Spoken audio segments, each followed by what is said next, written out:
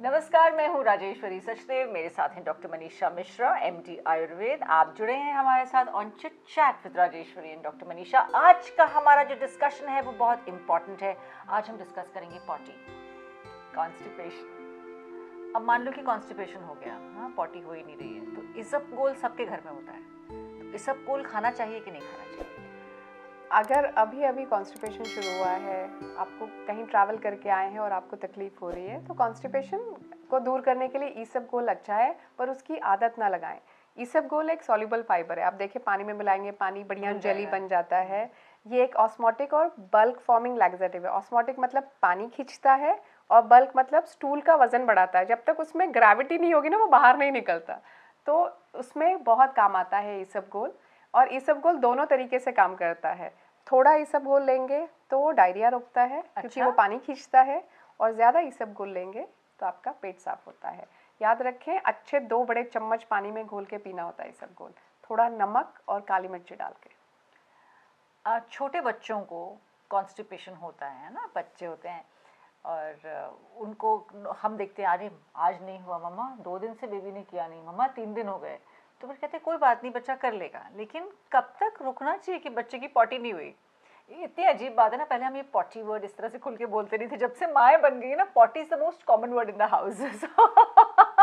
मतलब वो दिन झेले हैं कि जहाँ खाने बैठे हो वहाँ बच्चे ने बुलाया है कि हमारी पॉटी हो रही है, प्लीज़ आइए। Okay, so coming back to it, जब बच्चों में कॉन्स्टिपेशन होता है तो कितने दिन तक बच्चा पॉटी ना करे तब तक ठीक है?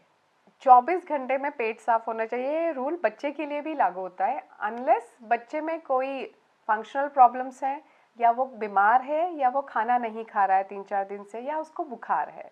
तो अगर ऐसी 3-4 चीज़ें हैं, सर्दी की दवाई ले रहा है उसमें पॉटी नहीं हो रही, तब बॉदर नहीं करें। पर अगर ये नियम से कि वो हफ्ते में 2 ही बार पॉटी कर रहा है, 2 बार से कम बार कर रहा है, तो तकलीफ़ की बात है। और बच्चे को ही तकलीफ़ होगी, उसको उल्टियाँ होंगी, उसका पेट फूला रहेगा, वो शायद रोएगा भी। तो बहुत छोटा बच्चा है तो अपने पीडियाट्रिशियन के पास जाएं। अगर आपको देखेंगे कि सपोजिटरी, कुछ नुस्खे, दूध, फाइबर रिच डाइट, ऐसा कुछ कुछ बताएंगे और उसके हिसाब से आपको चेंजेस करने पड़ेंगे। पर अगर बच्चा 2-3 साल का है तो आप उसको हैबिट डलवाएं।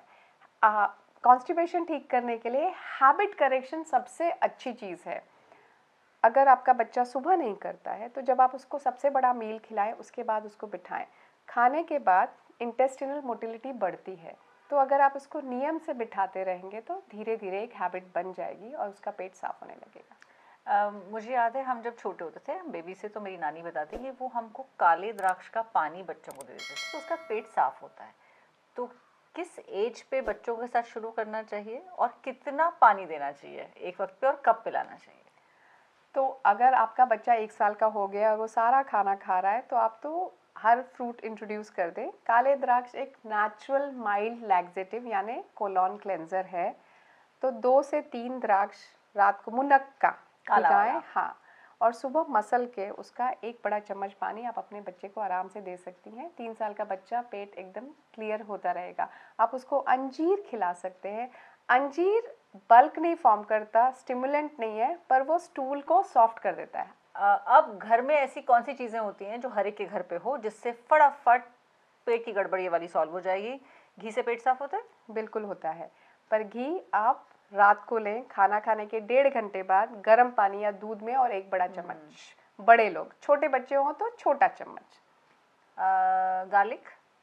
गार्लिक इज़ गुड, पर आप उसको दूध के साथ पका के लें, या तो सुबह सुबह खाली पेट गार्लिक नमक के साथ खाएं। इससे पेट साफ होता है? हाँ, गार्लिक थोड़ा सा पंजेंट है तो वो इंटेस्टिनल मोटिलिटी बढ़ाता है। और अदरक? अदरक भी अच्छा है पेट साफ करने के लिए। अदरक और नमक में सबको, जिनको पेट फूलता है, खाने के पहले 5 से 10 ml जूस 2 चुटकी नमक के साथ खाने को बोलती हूँ। तुरंत पेट साफ नहीं होगा, पर वो मोटिलिटी जैसे जैसे बढ़ाएगा आपका कॉन्स्टिपेशन रिलीव हो जाएगा। पुदीना? पुदीना कार्बोनेटिव है, गैसेस एक्सपेल करता है। पुदीने की चाय पियेंगे तो पेट साफ हो जाएगा।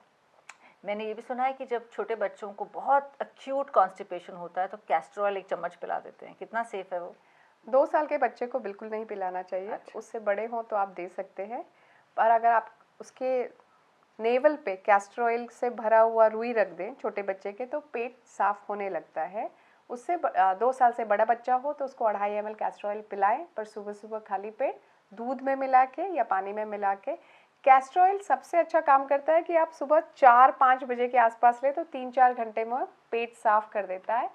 इसके अंदर एक ऐसा तत्व है जो इंटेस्टाइन को इरिटेट करता है, जिसकी वजह से पेट साफ होता है। ये कैस्टर ऑयल का जो हम कह रहे हैं कि जिनके 3 साल से बड़े बच्चे हों उनको आप पिला सकते हैं, उसके लिए डॉक्टर की राय ज़रूरत है या कोई भी बच्चा ले सकता है? जनरली कैस्टर ऑयल से कोई रिएक्शन नहीं होता?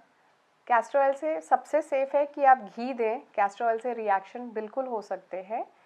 तो रिसिनस कम्युनिस नाम के एक प्लांट के बीज से तेल बनता है, इसमें है रिसिनिक एसिड जो कि इरिटेंट हो सकता है, तो एकदम छोटा बच्चा उसको रिएक्ट करेगा। आप घी की तरफ ज़्यादा मुड़े। कैस्टर ऑयल बड़े बच्चों के लिए अच्छा है और एडल्ट्स के लिए एक्सट्रीमली अच्छा है।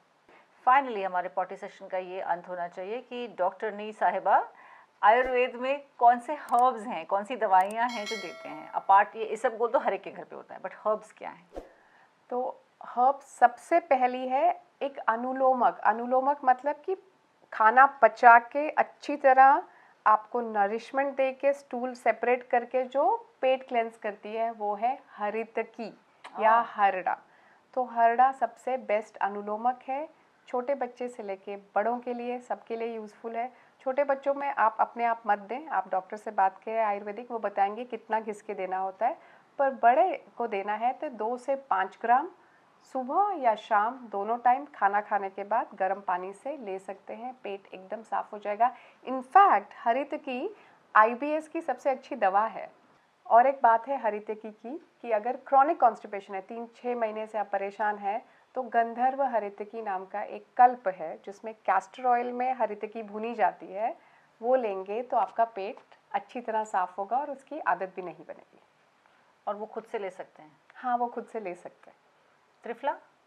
त्रिफला मतलब रसायन है। तो त्रिफला का अगर आपको कॉन्स्टिपेशन पे एक्शन चाहिए तो सुबह सुबह खाली पेट त्रिफला लेना इज़ द बेस्ट, और उसको थोड़ा घी में लेंगे तो और भी अच्छा है। Triphala is a good laxative, पर आपके माइल्ड से कॉन्स्टिपेशन को ठीक करेगा। क्रॉनिक कॉन्स्टिपेशन है तो त्रिफला इतना इफेक्टिव नहीं होता है। और कोई है? हमें थोड़ी पता। आरगवत यानी कैसिया फिस्टुला, आप देखेंगे इसके बड़े सारे प्लांट्स कहीं ना कहीं दिख जाते हैं। ये इतना सुंदर हर्ब है टू क्लेंज योर स्टमक। इसको हम एंटी टॉक्सिन मानते हैं कि आपके शरीर का विष नाश करता है, लीवर को इम्प्रूव करता है और जितना कुछ कचरा है थ्रू लैक्सेटिव एक्शन बाहर निकाल देता है। पित्त का बीमारी ठीक करने के लिए आरगवत इज़ एक्सीलेंट, और कॉन्स्टिपेशन के लिए तो है ही। ये हमेशा नहीं यूज़ करना है, इसका प्रिस्क्रिप्शन हमेशा लें।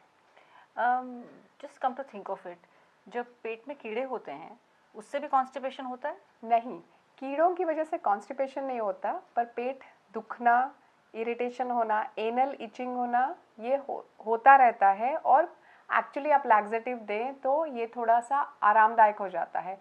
आरगवत जो नाम की मेडिसिन बताई थी वो कृमि विकार में हम बहुत यूज़ करते हैं। आरगवत और कंपिलक कीड़े मारता है और आरगवत पेट साफ करता है, तो इन दोनों का कॉम्बिनेशन में आरगवत कपिलावटी मिलती है, उसको हम यूज़ करते हैं कृमि विकारों में। तो आज का हमारा ये एपिसोड था कॉन्स्टिपेशन, मतलब आपका पेट साफ करना। शरीर के अंदर जो कचरा इकट्ठा होता है उसे बाहर फेंकना बहुत ज़रूरी है। इसी तरह मन में भी कचरा आता है तो उसको बाहर फेंक देना चाहिए, मेडिटेशन करनी चाहिए। Have a good healthy life. I just hope that we all have very happy stomachs. Happy stomach is a good day ahead. आपको हमारी डिस्कशंस कैसे लगते हैं आप हमें लिख भेजिए। You can write to us on chitchatrajlavi@gmail.com। आप यूट्यूब पे हमें फॉलो कर सकते हैं, लाइक कर सकते हैं, शेयर कर सकते हैं, सब्सक्राइब कर सकते हैं। आपको कोई भी सवाल पूछना हो तो आप लिख भेजिए, ये जवाब देंगी, हम जवाब देंगे, बिल्कुल।